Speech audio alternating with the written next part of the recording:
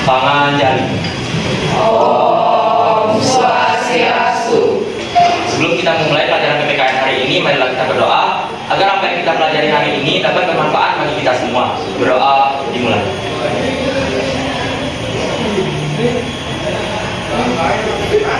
Berdoa selesai. Apa kabar anak-anak semuanya? Pak Soekarno semuanya dalam keadaan sehat walafiat, tidak kekurangan apapun, agar hari ini bisa mengikuti pembelajaran dengan baik.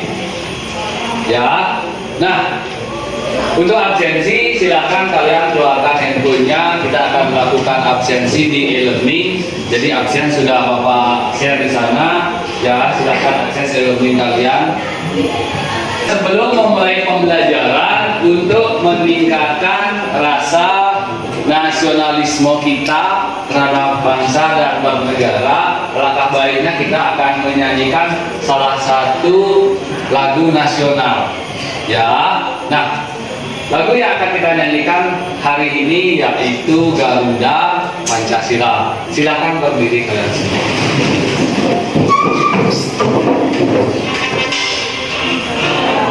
Pancasila, akulah pendukungmu, patriot proklamasi.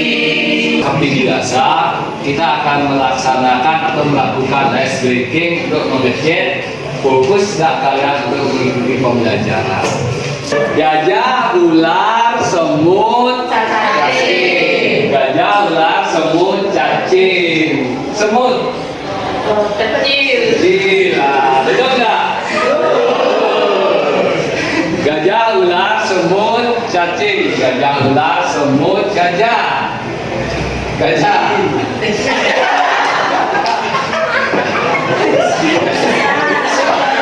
Asbreaking sudah. Nah, sebelum pembelajaran dimulai, kesepakatan kelasnya ada perjanjian di antara kita. Jadi ketika pembelajaran berlangsung, kalian dilarang untuk mengambil handphone tanpa instruksi dari Bapak. Ya, dilarang ribut. Bisa dipahami? Nah, sekarang silakan duduk dengan baik, dengan rapi. Ya, keluarkan bukunya. Sudah siap untuk mengikuti pembelajaran hari ini? Nah, sebelum Bapak mengarah ke materi yang akan kita bahas hari ini, jadi akan ada persepsi terlebih dahulu, di mana persepsi itu mengaitkan atau membahas materi yang sudah lewat. Pertanyaan yang pertama, apa hak warga negara terhadap negaranya? Siapa yang bisa menjawab? Silakan ambil tangan. Ya, silakan Ari. Jadi hak warga negara terhadap negaranya itu salah satunya misalnya hak untuk mendapatkan pendidikan Ya, dan hak betul. untuk mendapatkan bantuan lain. Hak untuk mendapatkan bantuan yang layak. Tepuk tangan untuk Ari. Seperti biasa akan ada pretest terlebih dahulu, di mana tujuan dari pretest itu mengukur kemampuan kalian sebelum kalian menyimak pelajaran yang akan kita bahas hari ini. Jadi silakan keluarkan handphonenya, kembali buka e-learningnya. Ya, pretestnya sudah Bapak share di sana. Sudah ya? Sudah. Oh, pojok belakang. Berapa dapat? 60. Ya. Selanjutnya Rizka 60 juga. Baik, materi yang akan kita bahas hari ini yaitu kasus pelanggaran hak dan pengingkaran kewajiban warga negara. Adapun kompetensi dasarnya yaitu menganalisis nilai-nilai Pancasila terkait dengan kasus pelanggaran hak dan pengingkaran kewajiban warga negara dalam kehidupan berbangsa dan bernegara. Indikator pencapaian kompetensinya ada 3. Yang pertama, mengidentifikasi kasus pelanggaran hak dan pengingkaran kewajiban warga negara. Selanjutnya ada tujuan pembelajaran. Jadi metode pembelajaran yang akan kita laksanakan hari ini kembali seperti sebelumnya, yaitu PBL, Problem Based Learning. Jadi ada masalah juga yang harus kalian pecahkan nanti bersama teman-teman kalian semuanya. Nah, adapun tujuan pembelajarannya, yang pertama yaitu siswa diharapkan mampu menunjukkan perilaku orang beriman, jujur terkait kasus pelanggaran hak dan pengingkaran kewajiban warga negara. Dan yang terakhir nomor 5, mampu menalar dan menyajikan hasil analisis kasus pelanggaran hak dan pengingkaran kewajiban warga negara dengan benar. Nah, itulah tujuan pembelajaran kita hari ini. Itu yang harus dapat kalian lakukan setelah mengikuti pembelajaran tersebut. Baik, kasus pelanggaran hak dan pengingkaran kewajiban warga negara. Nah, bagiannya seperti ini. Yang nomor 1 ada pengertian pelanggaran hak dan pengingkaran kewajiban warga negara. Terus yang nomor 2 ada faktor penyebabnya. Nah, apa sih faktor-faktor yang menyebabkan terjadinya pelanggaran hak dan pengingkaran kewajiban? Terus yang nomor 3, contoh kasus dari pelanggaran hak warga negara. Terus yang nomor 4, contoh pengingkaran kewajiban warga negara. Baik, langsung saja kita pembahasan yang pertama, ya, pelanggaran hak dan pengingkaran kewajiban. Nah, apa sih yang dimaksud? Kemarin Bapak sudah bagi kelompok, sekarang silahkan cari kelompoknya masing-masing. Mulai dari kelompok 1 sampai dengan kelompok 5.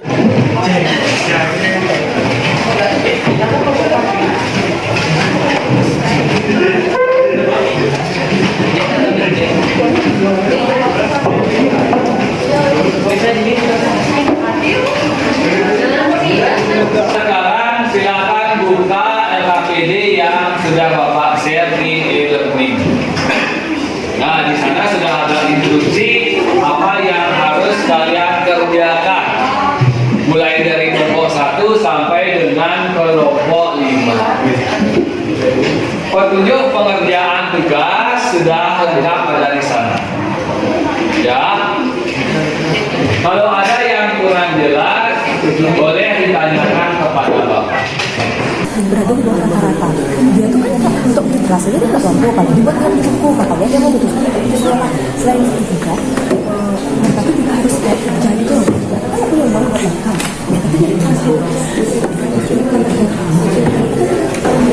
Sudah selesai semuanya? Nah ya. Nah, karena sudah, kita sekarang akan memulai presentasi dari kelompok 1. Silakan kelompok 1 Pak. Om Swastiastu. Om Swastiastu. Perkenalkan, saya Cukup dari Kristal Paraja nomor 3.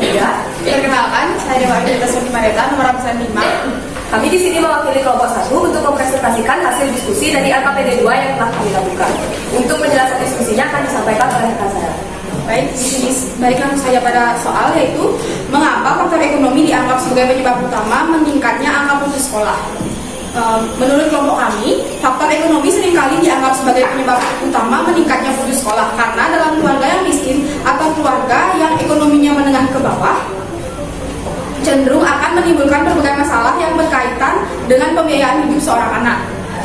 Sehingga anak akan seringkali dilibatkan untuk membantu memenuhi kebutuhan ekonomi dan sang anak akan merasa terbebani. Dengan masalah ekonomi ini dapat mengganggu kegiatan belajar serta siswa akan kesulitan untuk mengikuti kegiatan belajar mengajar di sekolah. Masalah ekonomi umumnya yang terjadi pada keluarga miskin atau keluarga yang menengah ke bawah, yaitu kesulitan untuk membayar SPP, kesulitan untuk membeli buku dan sebagainya. Sekian yang dapat disampaikan. Sekian presentasi yang dapat disampaikan oleh rekan saya. Apakah ada pertanyaan mengenai yang sudah dijelaskan tadi?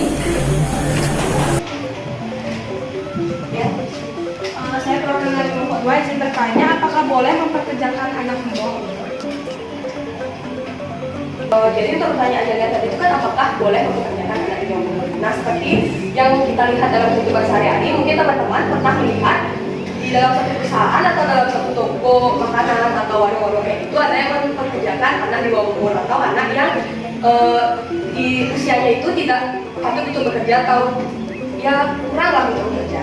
Tapi sebenarnya boleh apa enggak sih? Pada dasarnya mempekerjakan anak di bawah umur itu nggak boleh.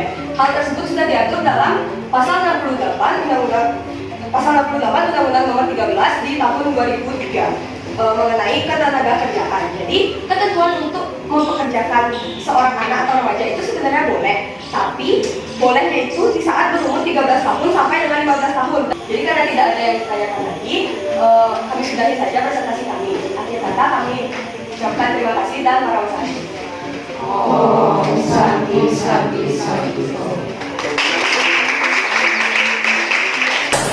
Baik, karena semua kelompok sudah menyajikan hasil diskusinya di depan kelas, ya.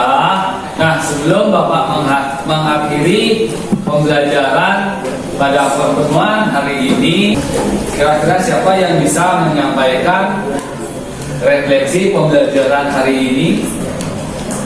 Silakan angkat tangan. Silakan Nanda. Silakan.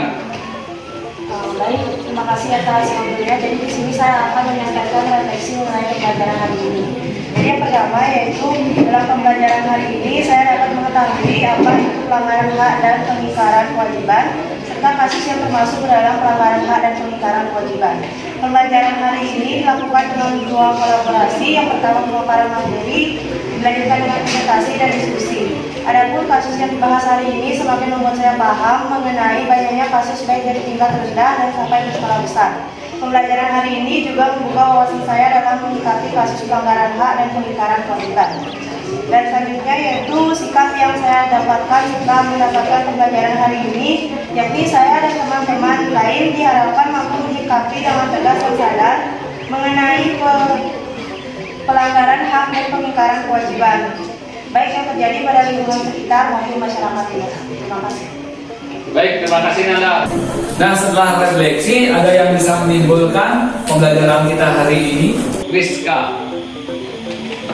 Terima kasih atas kesempatannya. Baik, adapun kesimpulan mengenai materi hari ini yaitu kasus pelanggaran hak dan pengingkaran kewajiban warga negara. Yang pertama yaitu mengenai pengertian pelanggaran hak warga negara, di mana merupakan setiap perbuatan orang atau kelompok orang termasuk aparat negara baik disengaja maupun tidak disengaja atau kelalaian yang secara hukum mengurangi, menghalangi serta mencabut hak asasi manusia. Sedangkan adapun pengertian dari pengingkaran kewajiban warga negara yaitu tindakan warga negara yang tidak melaksanakan kewajiban sebagaimana kewajibannya sebagai warga negara sesuai dengan ketentuan yang sudah berlaku. Sekarang menutup pembelajaran, kembali Bapak akan mengadakan proses.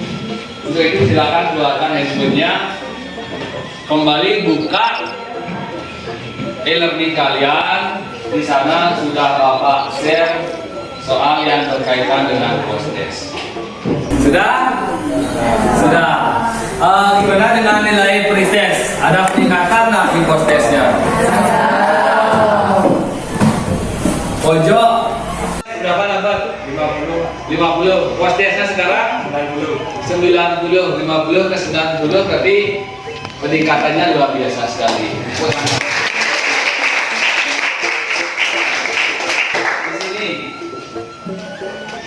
Pre-testnya dapat 55, post-testnya 90, rata-rata 90 ya. Berarti secara umum pembelajaran hari ini bisa diikuti dengan baik. Tepuk tangan untuk kita. Nah, untuk minggu depan kita akan membahas materi penanganan pelanggaran hak dan pengingkaran kewajiban warga negara. Untuk mengakhiri pembelajaran, karena tadi di awal dibuka dengan doa, untuk sekarang mari kita akhiri juga dengan berdoa. Pada sana Sebelum kita mengakhiri kegiatan hari ini, marilah kita berdoa. Berdoa dimulai. Berdoa selesai. Parama Santi. Om Santi Santi Santi Om. Terima kasih anak-anak semua.